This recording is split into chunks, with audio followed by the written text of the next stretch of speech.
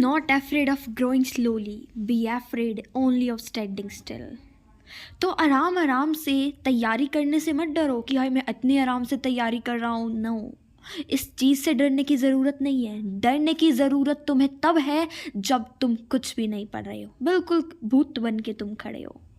तो कभी भी ये मत सोचो कि मैं थोड़ा पढ़ रहा हूँ, बट जितना पढ़ो उतने काम को अच्छे से पढ़ो ताकि दोबारा पढ़ने की ज़रूरत ना पड़े। और अगर कोई तुमसे उसमें से कोई भी क्वेश्चन पूछे तो तुम उसे अच्छे से प्रिपेयर करो।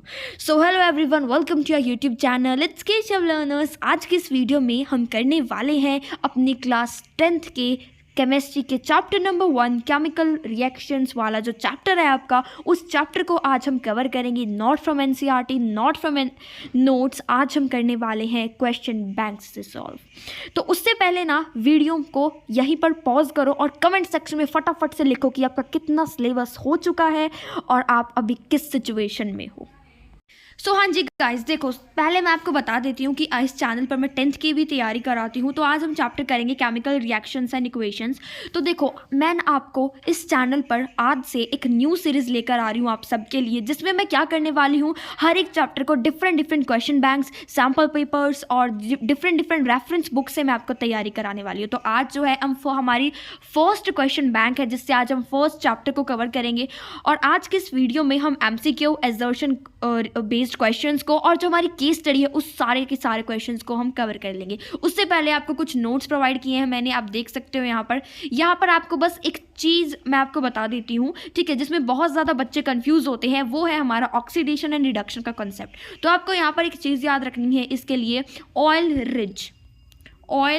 Ridge oxidation is loss of hydrogen. तो आपको याद रखना है कि oxygen is loss of hydrogen and reduction is gain of hydrogen. तो इस तरह की ट्रिक्स भी आपको नोट्स के अंदर मिल जाएंगी। अगर आपको इसकी PDF चाहिए तो कमेंट सेक्शन में ज़रूर लिखिएगा। तो चलिए स्टार्ट करते हैं अपने MCQ से। तो हमारा सबसे पहला MCQ देखो बच्चों क्या है, in which of the following process a chemical reaction has taken place. तो हमें बताना है इसमें से कौन सा एक केमिकल रिएक्शन है। तो हमें सबको पता कि केमिकल रिएक्शंस वो होते हैं जहाँ पर एक न्यू सब्सटेंस फॉर्म हो। तो देखो सबसे पहले वाला तो नहीं होगा जहां पर आइस वाटर के अंदर मेल्ट कर रही है, नो, वो तो क्योंकि सेम सब्सटेंस है। और यहां पर सेकंड में हमें कहा है कि जो एक वेट शर्ट यानी गीली शर्ट जो सनलाइट के अंदर सूख रही है, तो ये भी नहीं होगा। इसका आंसर होगा आपका C, यानी कि जब एक आयरन की एक रॉड है उसको हमने एयर के अंदर रखा है, एयर की प्रेजेंस में रखा है और उस पर एक ब्राउन लेयर आ गई, यानी कि जिंक फॉर्म हो गया है, रस्टिंग का प्रोसेस है बेसिकली ये, ठीक है, रस्ट फॉर्म हो चुका है। ये क्या है, हमारा एक केमिकल रिएक्शन है। नेक्स्ट क्वेश्चन पे हम चलते हैं, in which of the following the identity of initial substance remains unchange. तो हमें बताना है कि यहाँ पर किस सब्सटेंस की जो आइडेंटिटी है वो अनचेंज्ड रहेगी, यानी कि वो चेंज नहीं होगी।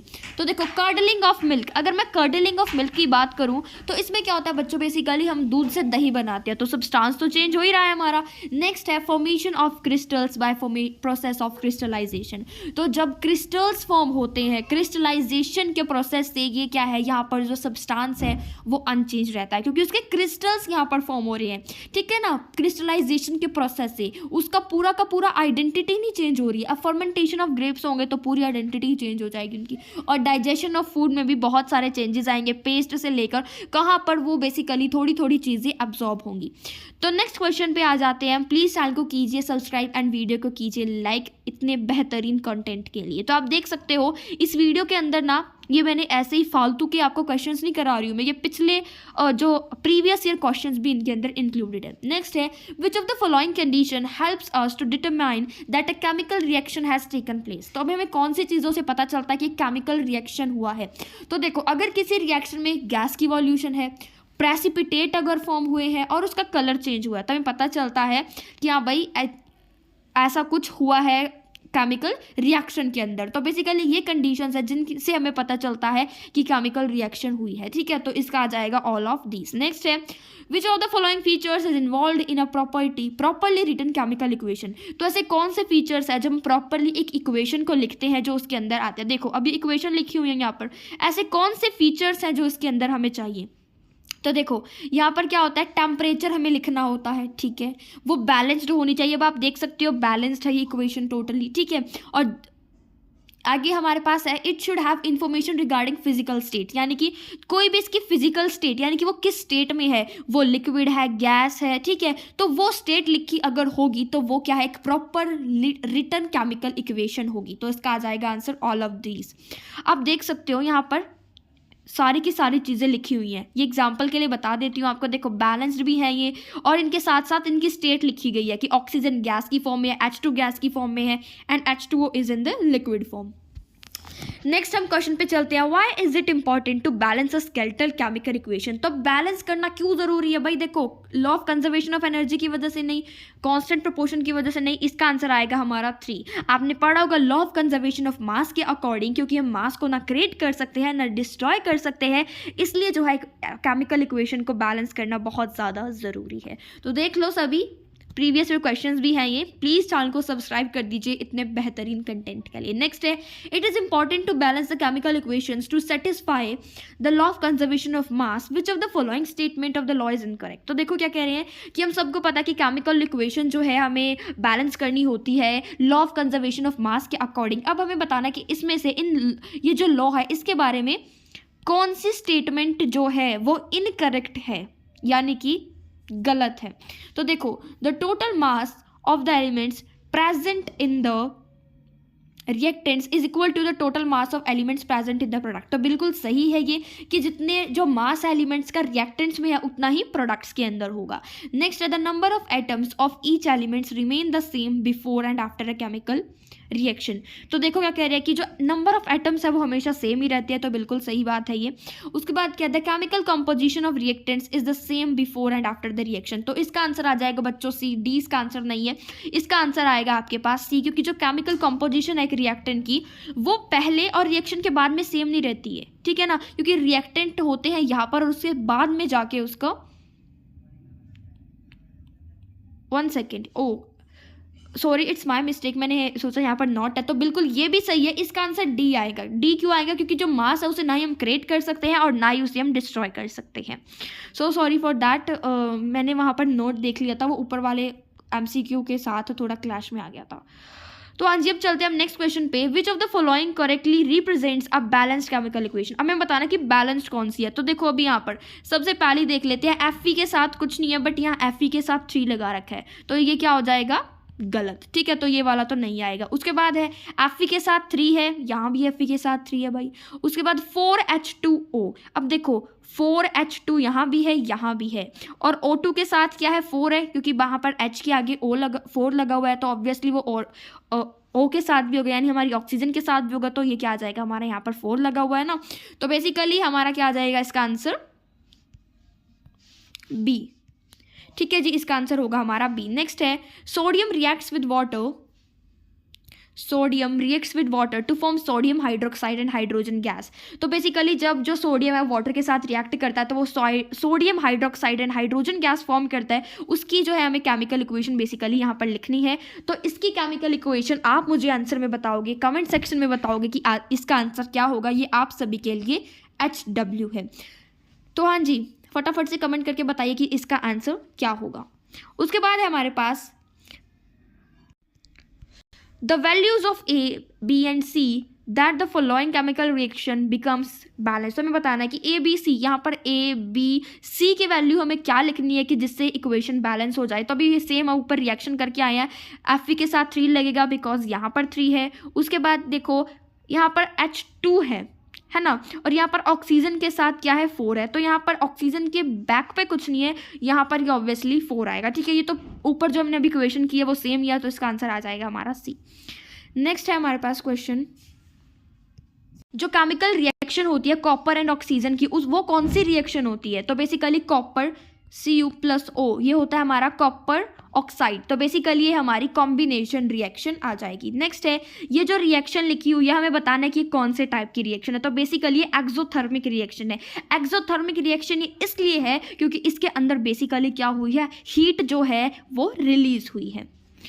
नेक्स्ट जो है आगे हमारे पास क्वेश्चन है, बहुत इंपॉर्टेंट क्वेश्चन है ये, which of the following reactions is categorised as thermal decomposition reaction. तो हमें बताना है कि इसमें जो है कौन सी जो ऐसी रिएक्शन है जो थर्मल डिकम्पोजिशन रिएक्शन है, A है, B है या फिर सी है, इसका इसमें से हमें बताना है। तो देखो इस क्वेश्चन का सही आंसर आएगा CaCO3 is equal to CaO plus CO2। ये एक थर्मल डिकम्पोजिशन रिएक्शन है, ठीक है, जहाँ पर जो है सब्सटेंसेस टूट रहे हैं, कोई भी एक बड़ा सब्सटेंस दो छोटे सब्सटेंसेस में टूट रहा है थ्रू द हीट।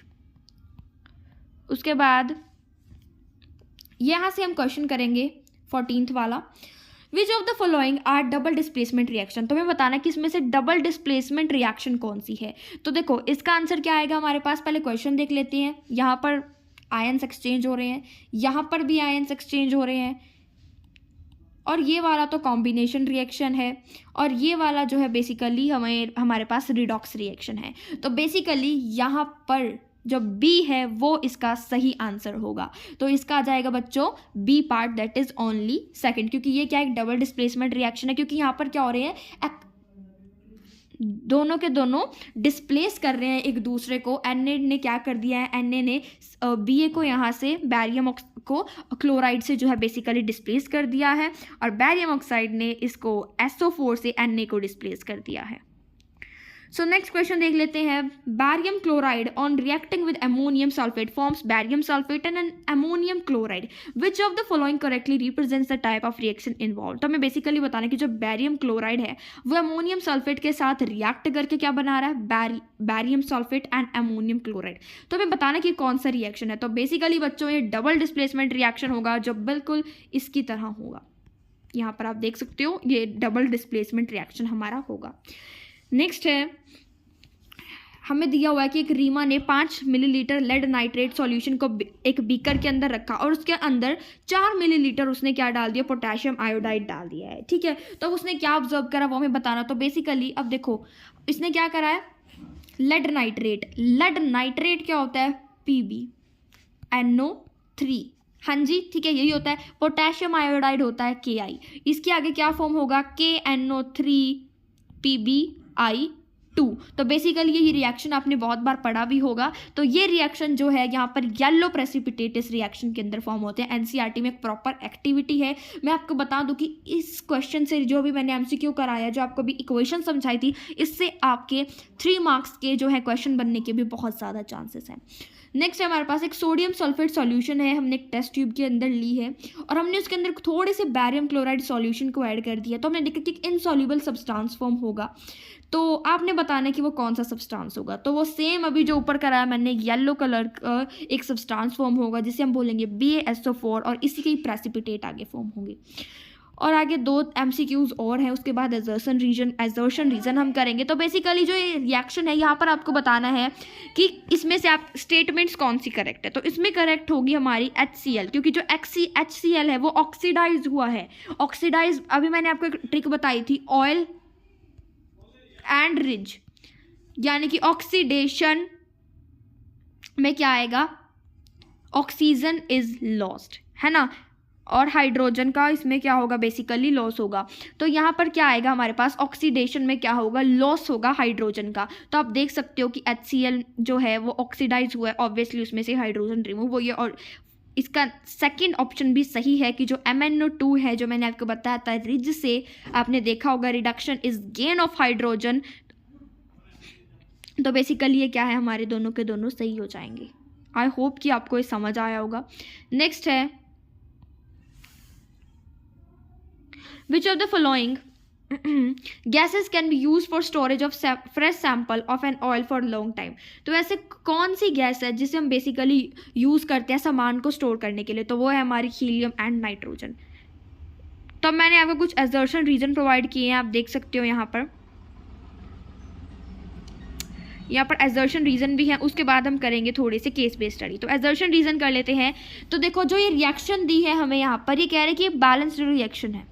तो आप सभी को क्या लगता है कि ये बैलेंस रिएक्शन है? No, this is not a balance reaction. तो ये बैलेंस रिएक्शन नहीं है बिल्कुल भी। आप देख सकते हो यहाँ पर CH किस तरह से दिया हुआ है, यहाँ पर क्या है, ठीक है ना। आप इसे खुद सॉल्व करोगे और देखना कि ये बैलेंस इक्वेशन नहीं है। नेक्स्ट यहाँ पर क्या है कि जो बैलेंस केमिकल इक्वेशन है वो टोटल नंबर ऑफ एटम्स जो है उसमें दोनों साइड इक्वल होते हैं। तो R इसमें ट्रू है, A इसमें फॉल्स है। तो इसका आंसर आ जाएगा बच्चों D। डी। नेक्स्ट है हमारे पास burning of natural gas is an endothermic process. तो बेसिकली क्या कह रहा है कि जब नेचुरल गैस बर्न होती है तो वो एंडोथर्मिक प्रोसेस है, यानी कि उसमें हीट एब्जॉर्ब होती है। तो ये तो बिल्कुल गलत है। जब नेचुरल गैस बर्न होती है उसमें हीट जो है वो रिलीज होती है। तो ऑब्वियसली ए हो गया हमारा फॉल्स, और जो फिर इसके अंदर हमारा ए की सिचुएशन लगेगी कि A is false and R is true, तो इसका भी आ जाएगा डी। नेक्स्ट है decomposition of vegetable matter into compost is an endothermic reaction. तो ये क्या है? एंडोथर्मिक रिएक्शन, यानी कि इसमें हीट अब्जॉर्ब हो रही है। तो बिल्कुल गलत है। डिकम्पोजिशन में भी हीट जो है वो रिलीज होती है, तो इसमें भी डी वाला ऑप्शन लग जाएगा, यानी ए फॉल्स है तो ऑब्वियसली डी वाला लगना है। उसके बाद आते हैं हम 24th क्वेश्चन पे, जहाँ पर बेसिकली हमें क्या कहा गया है, व्हेन एन आयरन और is dipped into a solution of copper sulphate, यानी कि आयरन जो है, ठीक है, Fe को हमने किसके अंदर डाला? कॉपर सल्फेट के अंदर डाला। ये रहा सेम क्वेश्चन, यहाँ से आप देख सकते हो इसे, यहाँ से आप समझ सकते हो। ऊपर से भी मैं आपको दिखा देती हूँ, देखो ये रहा, ठीक है जी। तो यहाँ पर क्या कहा है इन्होंने कि एक आयरन और को हमने डाला है कॉपर सल्फेट सॉल्यूशन के अंदर, तो यहाँ पर कॉपर डिस्प्लेस होगा। तो बिल्कुल सही है। ये एक ट्रिक भी आपको बताई होगी मैंने, या फिर मैं दूसरी वीडियो के अंदर उसे बिल्कुल शेयर करूंगी, जिससे आप रिएक्टिविटी सीरीज को लर्न कर सकते हैं। तो यहाँ पर ये बिल्कुल सही है। और दूसरा, iron is more reactive than copper, यानी कि इसका रीजन क्या है कि क्यों कॉपर डिस्प्लेस हुआ? क्योंकि जो आयरन है वो ज्यादा रिएक्टिव है कॉपर से। तो ये दोनों स्टेटमेंट सही है और इसकी एक्सप्लेनेशन भी करेक्ट है, तो इसका आंसर आ जाएगा ए। नेक्स्ट है white silver chloride turns grey इन सनलाइट। तो बिल्कुल सही है कि जो सिल्वर क्लोराइड है, यानी कि AgCl जो है वो ग्रे कलर का हो जाता है सनलाइट में। क्यों होता है उसका रिएक्शन दिया हुआ यहाँ पर। जब आप रीजन को पढ़ो ना तो अब इसके आगे बिकॉज खुद ही लगा लिया करो कि क्यों। Because decomposition of silver chloride in the presence of sunlight takes place to form silver metal and chlorine gas. क्योंकि बेसिकली क्या होता है, डिकम्पोजिशन हो जाता है यहाँ पर इसका, जिसमें दो टुकड़े हो जाते हैं Ag एंड Cl के, और बेसिकली उसका जो कलर है वो ग्रे हो जाता है। तो बिल्कुल सही है ये, इसके दोनों के दोनों पार्ट सही है, इसकी एक्सप्लेनेशन भी करेक्ट है, तो इसका आंसर आ जाएगा ए। नेक्स्ट है हमारे पास यहाँ पर assertion H2S plus O2 2S plus 2H2O is a redox reaction। ये redox reaction है, तो बिल्कुल सही redox reaction है। और इस रिएक्शन के अंदर because in this reaction जो ऑक्सीडेशन है H2S का S में हुआ है, रिडक्शन हुआ है O2 का H2O में। तो बिल्कुल सही है ये, और इसके ए पार्ट आएगा। और आप मुझे बताना कि ये क्यों है सही, ठीक है। ट्रिक आपने यूज़ करनी है oil and rich, comment section में आपको लिखना है।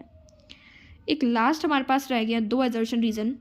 Rusting can be prevented by applying a layer of oil and grease. तो बेसिकली रस्टिंग को हम प्रिवेंट कर सकते हैं ऑयल एंड ग्रीस लगा के, क्योंकि जो होल आयरन है वो डिट्रियोट्स यानी कि खराब होता है। जो आयरन है वो खराब हो जाता है रस्ट की वजह से। तो आपको बताना है इसका आंसर क्या होगा। इसका आंसर होगा बी। बिल्कुल सही है दोनों स्टेटमेंट, बट इसका कोई इससे ताल्लुक नहीं बैठ रहा है, यानी कि इसकी कारण तो नहीं है ना कि हम इसे प्रिवेंट कर सकते हैं। अब यहाँ पर इसका रीजन कुछ और आना चाहिए था, बट ये दोनों स्टेटमेंट सही है, तो इसमें आपका आंसर आएगा बी। नेक्स्ट है chips manufacturers usually flush bags of chips with gas such as nitrogen to prevent the chips bag from getting oxide. This increases the taste of the chips and helps in their digestion. तो दोनों की दोनों statement जो है ये बिल्कुल सही नहीं है। इसमें सिर्फ क्या सही है, इसमें ए सही है, ठीक है, और दूसरा क्या है, गलत है। तो इसका आंसर आ जाएगा आपका सी। तो ये थे आपके क्वेश्चंस, और ये देखो मैंने आपके उसके आंसर्स भी बेसिकली प्रोवाइड कर दिए हैं। और अगली वीडियो में हम करेंगे इसकी केस बेस्ड स्टडीज़। तो अगर आप चाहते हो कि इसकी नेक्स्ट वीडियो में लेकर आऊँ तो प्लीज़ कमेंट सेक्शन में लिख दो नेक्स्ट वीडियो, और चैनल को कर दो सब्सक्राइब। तो मिलते हैं नेक्स्ट वीडियो में, तब तक के लिए stay tuned with the channel. Thank you so much and bye bye.